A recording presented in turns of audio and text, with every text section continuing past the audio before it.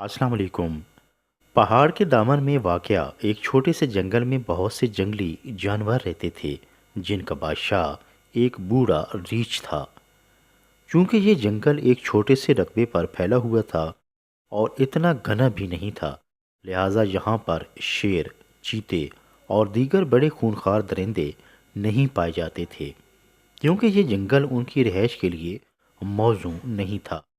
یہی وجہ تھی کہ کئی سالوں سے یہاں حکومت کی باغ ڈور بوڑھے ریچھ کے حوالے تھی، جو کہ ایسن انداز سے امور مملکت کو سر انجام دے رہا تھا اور تمام جانور ہنسی خوشی یہاں زندگی بسر کر رہے تھے۔ ریچھ اب بوڑھا ہو چکا تھا اور بیمار بھی رہنے لگا تھا۔ ایک روز اس کی طبیعت کچھ زیادہ ہی بگڑ گئی اور بالآخر وہ موت کے منہ میں چلا گیا۔ بزرگ ریچھ کے مرتے ہی جنگل میں ایک کہرام مچ گیا۔ تمام جانور اس ناقابل تلافی نقصان پر بہت غمزدہ ہوئے۔ چند روز سوگوار رہنے کے بعد ایک دن تمام جانور اکٹھے ہوئے اور اپنے نئے بادشاہ کے بارے میں سوچ بچار کرنے لگے۔ کتا بولا، جنگل کی بادشاہت کے لیے میں بہت موزوں ہوں۔ آپ سب نے میری بہادری اور دلیری کے کارنامے پہلے ہی خود اپنی آنکھوں سے دیکھ رکھے ہیں۔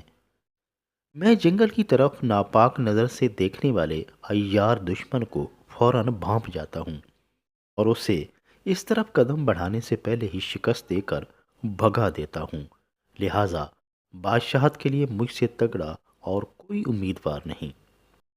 کتے کے اپنے حق میں دلائل جاری تھے کہ گدھا بھی بول پڑا، نہیں نہیں، یہ بدذات کتا اس منصب کے لیے قطعی طور پر موزوں نہیں۔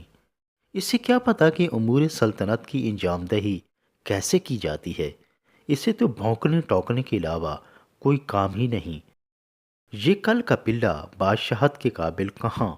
آپ سب جانتے ہیں کہ میں کئی سالوں سے بادشاہ کے مشیر کے طور پر خدمات سر انجام دیتا چلا آ رہا ہوں۔ بادشاہت کے سارے داو پیچ سے خوب واقف ہوں۔ سابقہ بادشاہ کی ناسازی طبیعت کے دوران بھی امور سلطنت کو میں نے ہی بخوبی سر انجام دیا ہے۔ مجھ جیسا باروب اور چکنا بادشاہ تو شاید ہی کسی کو ملے۔ گدھا زور شور سے اپنے فضائل بیان کر رہا تھا کہ کتے نے بھی شور بلند کر دیا کہ نہیں، بادشاہ میں بنوں گا۔ اس بے وقوف گدھے کا بادشاہت سے کیا کام؟ یوں ایک شور مچ گیا۔ کچھ جانور گدھے کے حامی تھے تو کچھ کتے کے۔ بات بڑھتے بڑھتے جھگڑے کی سی صورتحال پیدا ہونے لگی کہ اسی دوران چند بزرگ جانور آگے بڑھے اور معاملے کو ٹھنڈا کرنے کی کوشش کرنے لگے۔ جب شور تھما تو تجویز پیش کی گئی کہ دونوں امیدواروں کا مقابلہ کروایا جائے، یعنی دوڑ کا مقابلہ۔ جو جیت جائے اسے بادشاہ مان لیں گے۔ کتے کو یہ تجویز پسند آ گئی، کیونکہ اس کی تیز رفتاری کا مقابلہ کرنا گدھے کے لیے بہت مشکل تھا۔ بہرحال طے پایا کہ جنگل کے جنوبی کونے سے میدانی علاقے کی جانب دوڑ شروع ہوگی اور مشرق کی طرف موجود ٹیلے سے گزر کر گول چکر کاٹتے ہوئے شمالی کونے سے جنگل میں داخل ہوا جائے۔ گدھا بھی اس دوڑ کے لیے راضی ہو گیا۔ سب جنوب کی طرف چلتے ہوئے سٹارٹنگ پوائنٹ پر پہنچے اور پھر دوڑ شروع ہو گئی۔ گدھے نے اپنا پورا زور لگایا، مگر کتا گولی کی سی رفتار سے آگے نکل گیا اور نظروں سے غائب ہو گیا۔ بندر کی یہ ڈیوٹی لگائی گئی تھی کہ وہ پاپولر کے درخت پر چڑھ کر دونوں کی دوڑ کا بغور مشاہدہ کرے۔ دونوں تیزی سے بھاگے جا رہے تھے۔ کتا بہت آگے تھا۔ جو ہی وہ قریبی گاؤں کے پاس سے گزرا تو وہاں کے کتے اجنبی کتے کو دیکھتے ہی اس کے پیچھے لگ گئے۔ انہوں نے اس کا راستہ روک لیا اور پھر اس کے ساتھ لڑ پڑے۔ یہ بیچارہ ایک اکیلا، جبکہ وہ 7-8 تھے۔ انہوں نے اس کی ایسے درگت بنائی کہ خدا کی پناہ۔ بڑی مشکل سے ان سے جان چھڑوائی اور پھر آگے کی طرف بھاگا۔ اس کا خیال تھا کہ گدھا ابھی بہت پیچھے ہوگا۔ وہ تھرپٹ آگے کی طرف دوڑتا رہا۔ تھوڑی دیر آگے گیا تو ایک چوراہے کے پاس دو کتوں نے پھر اسے گھیر لیا، مگر اب کی بار اس نے ان سے جلدی جان چھڑوا لی اور آگے کی طرف دوڑ لگا دی۔ وہ مٹی کے ٹیلے کے پاس پہنچ کر پھر شمال کی طرف ہوتے ہوئے واپسی کا راستہ اختیار کیے ہوئے تھا کہ اگلے گاؤں کے کتوں سے اس کی مٹ بھیڑ ہوگی۔ ان کتوں نے اس سے خوب بمبوڑا، مارا اور گھسیٹا۔ لگتا تھا کہ یہ کتے جنگل کے اس اکیلے کتے کے جانی دشمن تھے۔ ایک اکیلا اتنے ساروں کا مقابلہ کیسے کر پاتا؟ ایک چھوڑتا تو دوسرا پڑ جاتا، وہ چھوڑتا تو تیسرا اسے دبوچ لیتا۔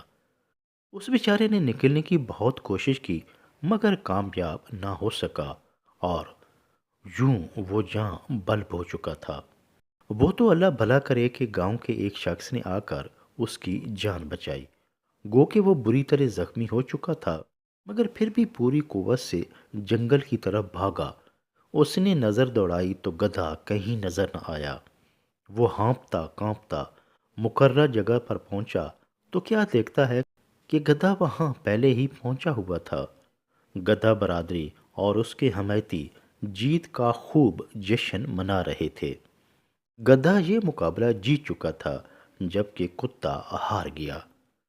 شکست اور زخم خوردہ کتے کی آنکھوں کے سامنے اندھیرا چھا چکا تھا اور وہ نڈال ہو کر گر پڑا۔ وہ کافی دیر تک یوں بے حس و بے حرکت پڑا رہا۔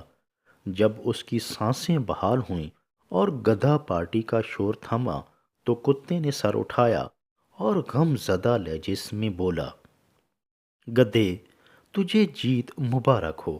میں اپنی شکست تسلیم کرتا ہوں مگر یہ حقیقت بھی جان لو کہ میں یہ مقابلہ کبھی نہ ہارتا اگر میری اپنی برادری میرے ساتھ دھوکہ بازی نہ کرتی۔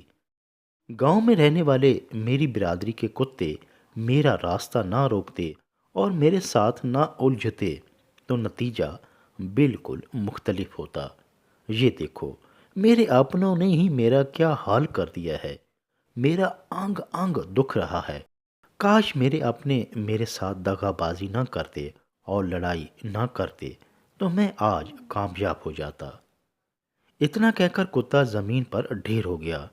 گدھے سمیت سب جانوروں نے اس سے اظہار ہمدردی کیا اور پھر نئے بادشاہ کی تاج پوشی میں مشغول ہو گئے۔